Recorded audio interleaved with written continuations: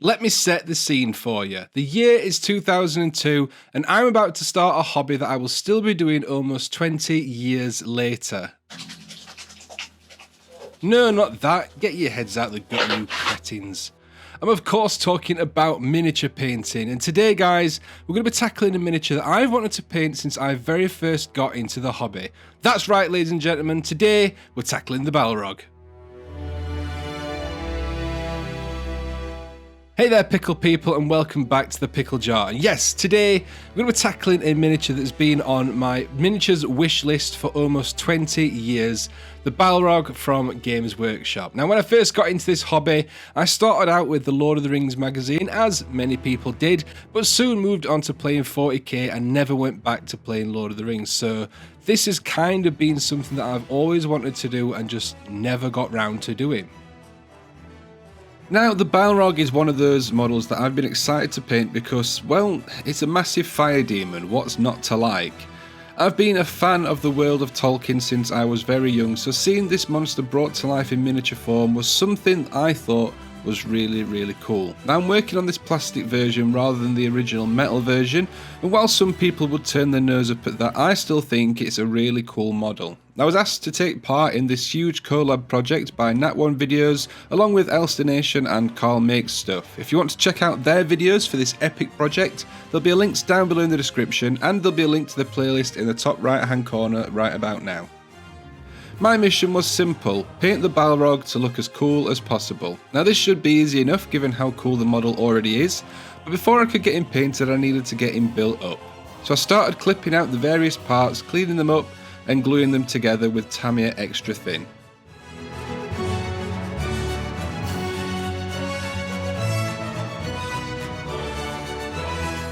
Now while I was putting it together, I realised the instructions wanted me to choose between giving him the whip or the sword. Now I saw zero reason why he shouldn't have both, so I decided to do a little conversion. I snipped away the sword from the hand and then reattached the handle to the blade to make that one complete weapon.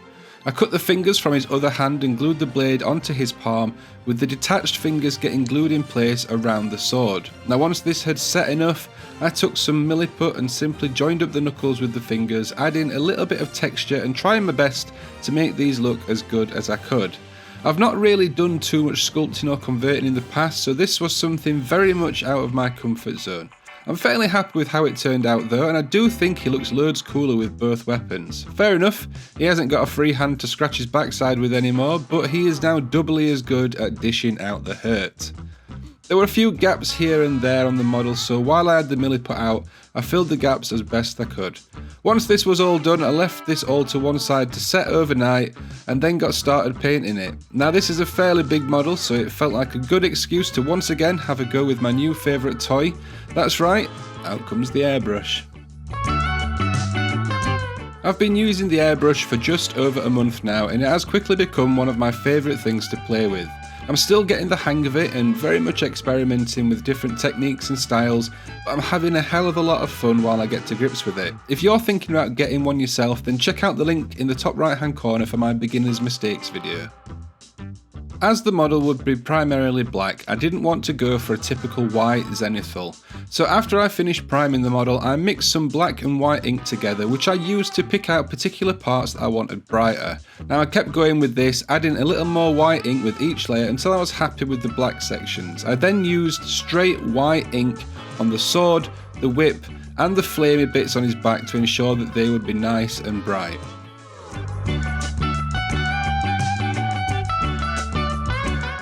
Eager to carry on using the airbrush, I grabbed my red and yellow inks and I started to apply these to the fire areas. Now I added different amounts of each to give some nice blends between the red and orange and yellow, and I kept going back and forth, and while I was applying this I was fairly happy with the look that I was getting. It was nice and vibrant, it was super bright and really cool looking.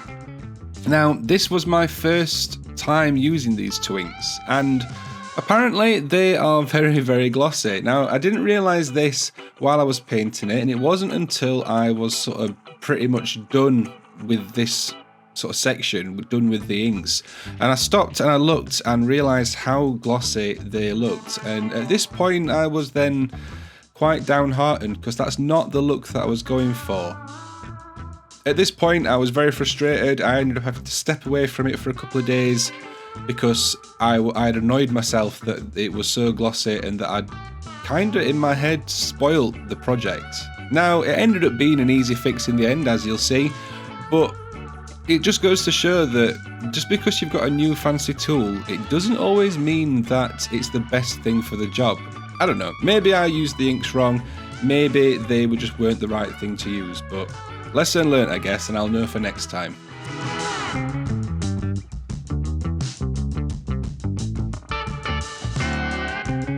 Getting back to it the next day and proceeded to use some acrylic paint to go over all of the flame areas, dry brushing this on in various stages and blends to try and sell the effect of actual fire, especially on the whip. Now, doing this helped to add a bit more variety because there were different colours over the top of what I'd already put down, and it took away that gloss shine, which I wasn't really a fan of. So this was a nice, easy fix for a problem that I kind of created myself, but one that, you know, like I said, it was nice and easy to fix.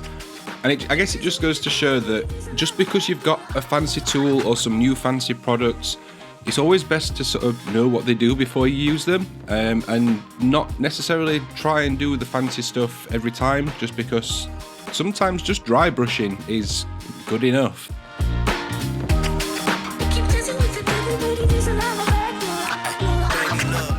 With all the fiery sections sorted, it was just a case of tidying up the black scale areas on his shoulders and legs, and then any other areas that I'd caught with the airbrushing earlier on. Now, I did feel like I was being a little bit lazy with the model, but there really isn't much more to do on this besides the fire parts. I had given the model some grey highlights with the airbrush, but I didn't want to take these too far because I wanted him to look black rather than look grey.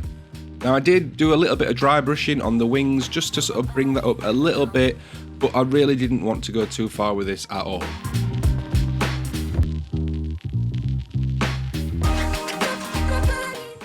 Once that was all done, I sorted out the base. Now, I'd started off by giving this a bit of a dry brush, just your standard greys and blacks, and then I started sorting out the fire bits that are on the base. I used contrast paint for these just to add a little bit of variety between this fire and the stuff on the Balrog itself. Now, once I'd sort of got that all painted up, I wasn't particularly happy with the sculpted base. I thought it was a little bit flat and a little bit boring.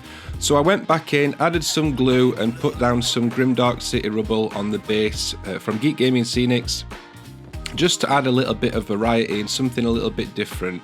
And once that was on, I was a lot happier with the look and the feel of it. I thought it tied the fire into the base really nicely, like blended those two parts together. Once that was done, just time to tidy up the base rim. You guys know you've got to tidy up your base rims. And that was the model finished. Shall we take a look?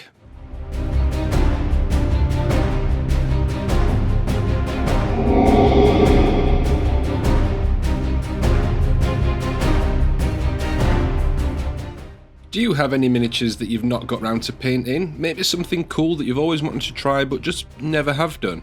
Let me know down below in the comments. This guy, sadly, is not staying with me. By the time that you're watching this, he's been sent to Michael at Nat1 Videos, taking his place as part of the big collab project.